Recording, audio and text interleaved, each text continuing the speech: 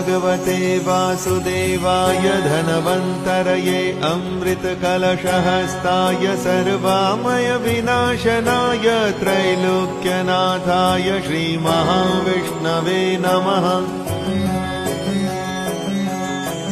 ॐ नमो भगवते वासुदेवाय धनवन्तरये अमृतकलशहस्ताय सर्वामय विनाशनाय त्रैलोक्यनाथाय श्रीमहाविष्णवे नमः।